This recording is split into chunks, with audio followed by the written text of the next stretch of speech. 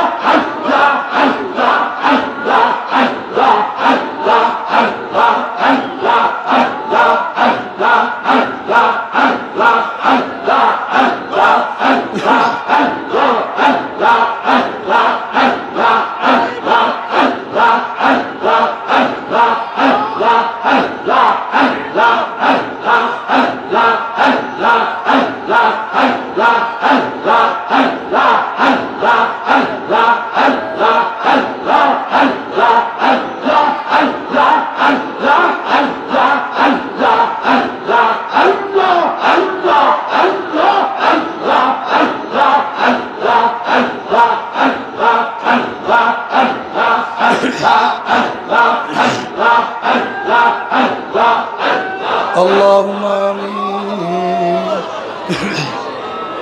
اللهم آمين মাফ করে দেন গো মাওলা মাফ করে দেন ক্ষমা করে দেন গো মাওলা ক্ষমা করে দেন আল্লাহ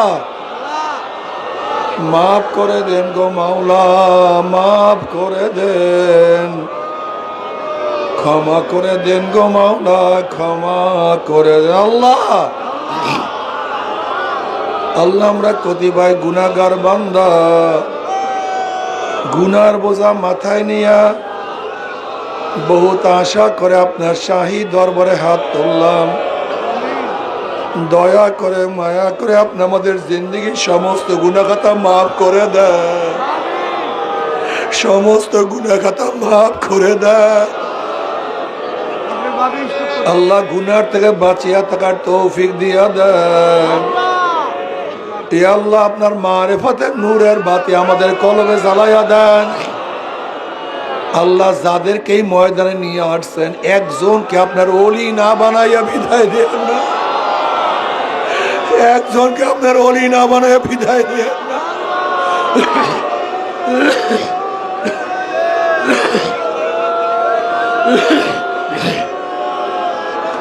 আল্লাহ সবাইকে আপনার ওলি হিসেবে কবুল করে নেন সবাইকে আপনার বন্ধু হিসেবে কবুল করে নেন মাওলা হে যতদিন জিন্দা রাখেন ইসলামকে জিন্দা রাখিয়েন যখন শেষ ডাক দেবেন ইমানের সাথে ডাক দিয়েন মাওলা হে গোটা দুনিয়ার মানুষদের হেদায়েত দিয়া দেন যাদের কপালে হেদায়েত ওদেরকে ধ্বংস করে দেন ইসলাম মুসলমানদেরকে হেফাজত করেন আমাদের হলো আওলাদকে আমরা খাস গোলাম বানিয়ে কবুল করে নেন আল্লাহ যারা অসুস্থ আছে পরিপূর্ণ শেফায় কামেল হাজেলা নসিব করেন আল্লাহ আমাদের আবু সাইদ ভাইয়ের স্ত্রী অসুস্থ স্টক করছে পরিপূর্ণ শেফায় কামেল হাজেলা নসিব করেন আল্লাহ আমাদের পরিবার পরিজনের যে অসুস্থ আছে পরিপূর্ণ শেফায় কামেল হাজেলা নসিব করেন আল্লাহ আমরা যারা ঋণগ্রস্ত ঋণ থেকে হেফাজত করেন আল্লাহ যারা ঋণ আছে ঋণ থেকে হেফাজত করেন ইয়া আল্লাহ আমরা যারা হাত তুললাম যাই না কার মা নাই বাবা নাই স্ত্রী নাই স্বামী নাই সন্তান নাই দাদা নাই দাদু নাই নানা নাই নানু নাই আত্মীয় নাই স্বজন নাই ভাই নাই বন্ধু নাই আল্লাহ কত মুজাহিদরা আমাদের সাথে ছিল এই ময়দানে কত মুজাহিদরা ছিল কত মুজাহিদরা ছিল আজকে না সব মুজাহিদের কবরকে জান্নাতের বাগিচা বানায়া দিও আমাদের শায়খ মোর্শেদের কবরকে জান্নাতের বাগিচা বানায়া দিও দাদা জানের কবরকে জান্নাতের বাগিচা বানায়া দিও এই নসলের এই সিলসিলার যত বুজুর্গানের দিন আছে সবার কবরকে জান্নাতের বাগিচা বানায়া দিও মায়ের কবরকে জান্নাতের বাগিচা বানায়া দিও চাচা ভাইয়া দুলাভাই সহ যারা কবরে শুয়ে রয়েছে আমার ফুফি আমার যত আত্মীয় স্বজন আমাদের সবাই আত্মীয় সবার কবর আযাবকে মাফ করে দাও সবাইকে কবরকে জান্নাতের বাগিচা বানায়া দাও রব্বির হামহুমা কামা রাব্বায়ানি সগীরা আল্লাহ আমাদের প্রত্যেকের নসলের কিয়ামত পর্যন্ত সবাইকে তোমার ওলি হিসেবে কবুল করে না আল্লাহ কিয়ামত পর্যন্ত নসলের সবাইকে